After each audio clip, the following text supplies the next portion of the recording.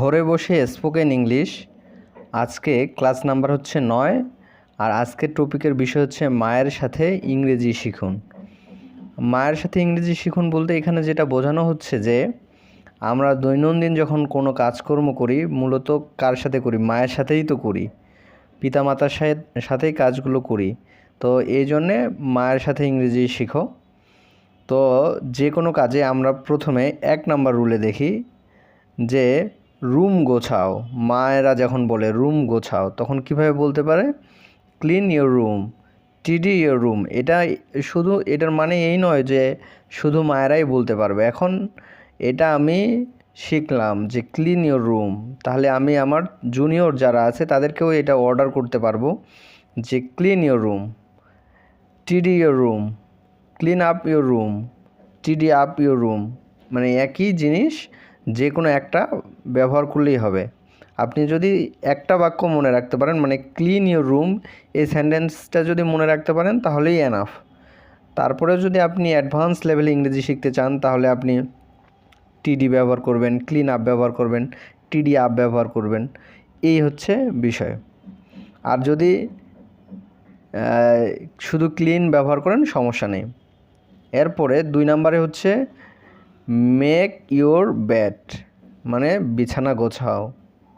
Fix your bed, মানে বিছানা গোছাও।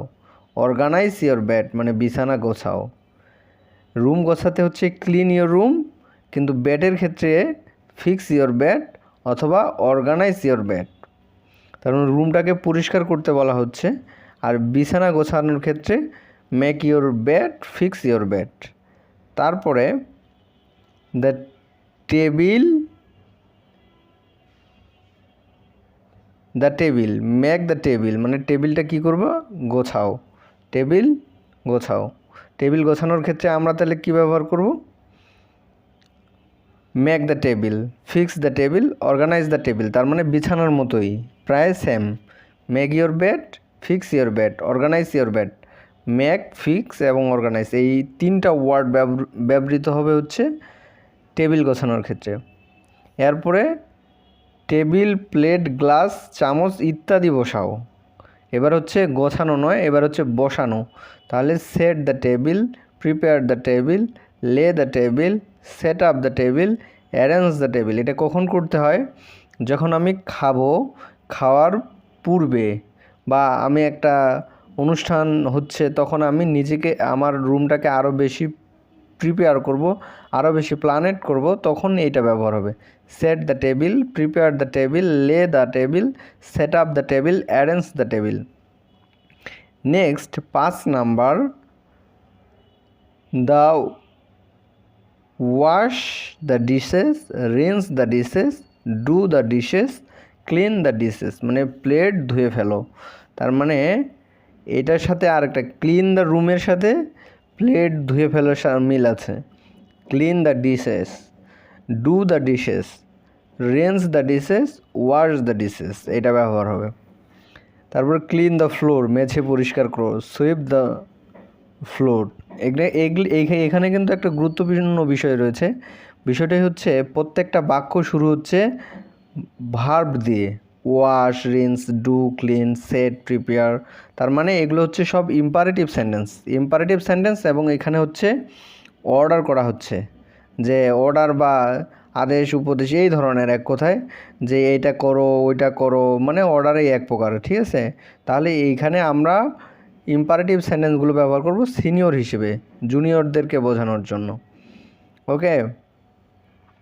7, don't spend so much time on the laptop, don't spend so much time on the computer, don't spend so much time on the internet.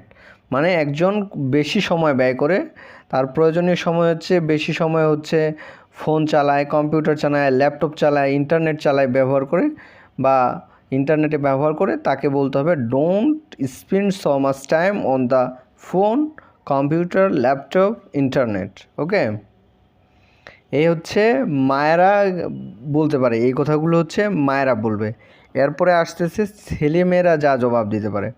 এখন আমি বললাম, আমার মা যদি আমাকে বলে যে clean the clean the bed, clean the room, make the bed, যে কোনো একটা বললো, ক্লিন দ্য রুম বা মেড দ্য বেড, মানে আমরা 1-2 নাম্বার যেটা শিখলাম।